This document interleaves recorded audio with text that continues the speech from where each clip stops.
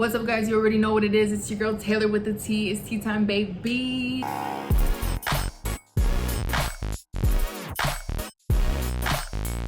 Grab your popcorn, grab your fucking trail mix, grab your gluten-free popcorn. This is when shit gets real. Last thing I left off is that my stepdad said he wanted to sue. Okay, I'm still abroad. I'm in my second semester of junior year. And basically at this point, I didn't think that it was going to go as far as it did, right? I'm just thinking like, all right, they're gonna let it go at a certain point. Okay, I signed up for classes for my first semester of senior year. Fast forward, right? Let's fast forward. I am in Iowa. I am going to class. I am in my first semester of senior year. So I'm looking to graduate at this point now. We are going on a year and a half of this bullshit taking place, okay? Now, because of previous issues with me signing up for classes, I basically am inferring that I'm gonna have the same problem when I go to sign up for classes for my last semester of senior year. The problem that happened at this point in time was that I got the same financial aid advisor that I got the first time around when all this was first taking place. So what he sees is, you still haven't cleared this up. He sees it as black and white, as basically, you join the sorority, you owe these fees. If you don't pay these fees, you're not gonna graduate. I'm in his office bawling my eyes out, trying to get across to him that I'm on a scholarship, that I did everything right, and blah, blah, blah. And he basically tells me, like, unless you have something different to show me that the situation is like changing or there's a ball moving forward, then this is how it's gonna be and you're not signing up for classes.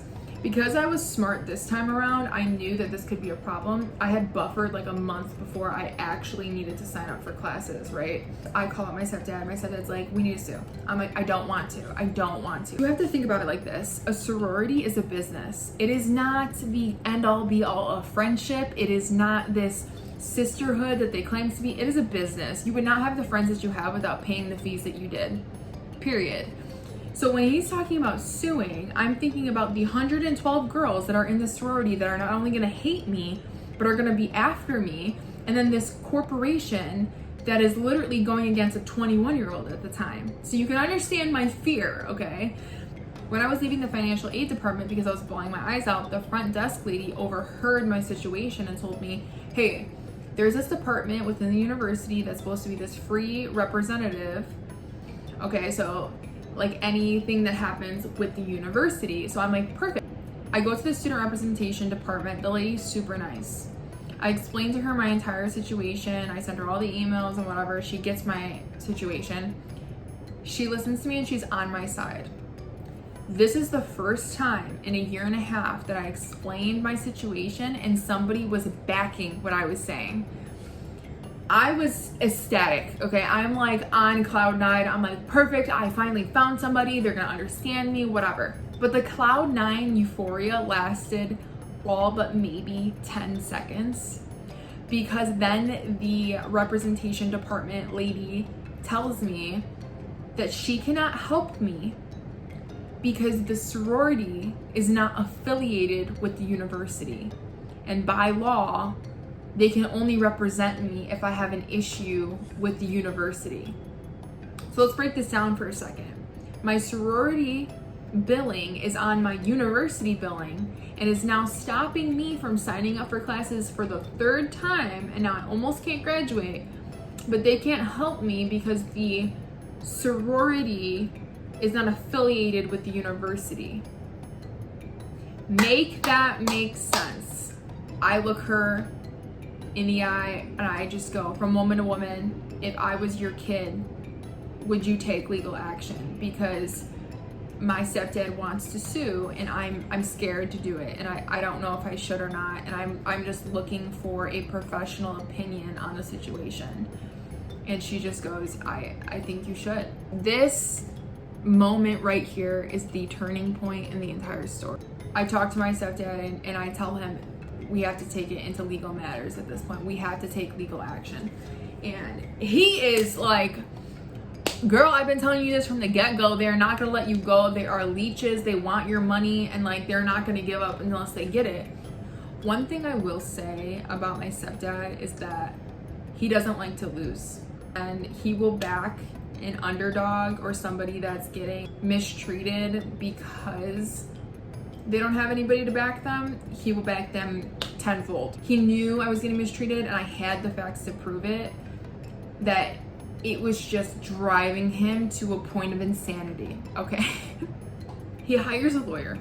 The lawyer contacts me and he says, listen, I need you to basically screenshot and send me anything that would help me represent you in a court of law. You need to send over to me. He goes, I also need you to send me a timeline in a document format of everything that happened to you with timestamps, dates, everything, in just a document format. You or your stepdad need to do that. And I go, okay, perfectly fine. I'll do it, whatever.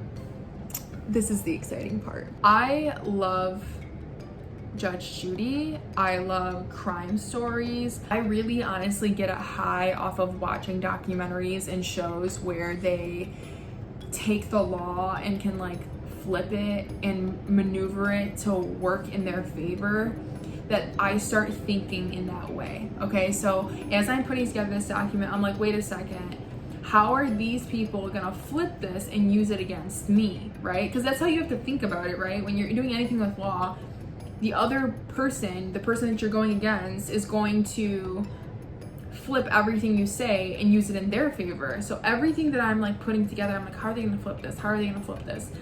I start realizing I don't have like that smoking gun. And I start thinking, and I'm like, wait a second. Every sorority has chapter bylaws. They have this set of like constitution laws that they have to follow. I'm like, wait a second, where are those? So I contact the VP and the president. I go, hey, listen, I want these chapter bylaws. They send them over to me and I get a hold of the chapter bylaws.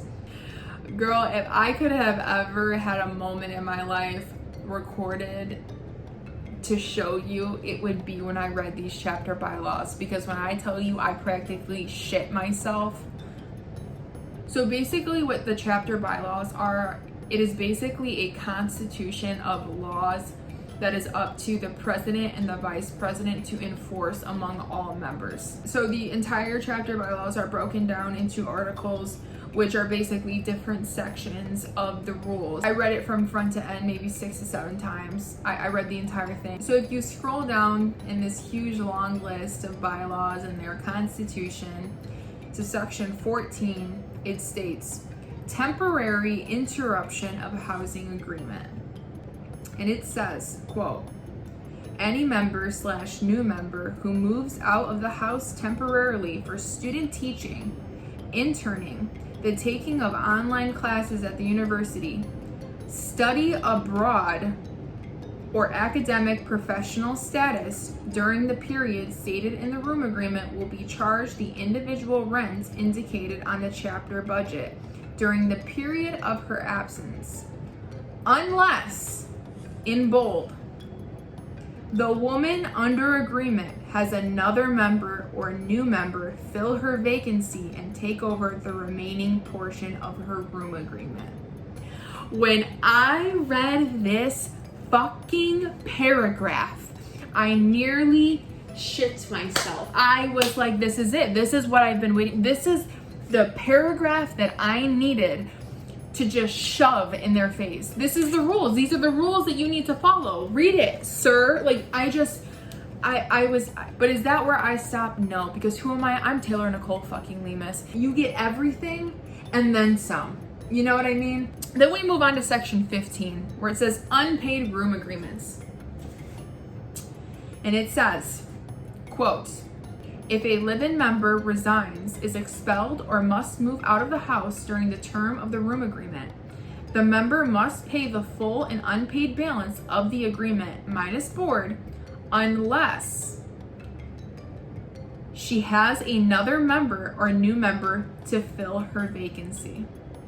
I send it to the lawyer and he gets back to me quickness, easy money.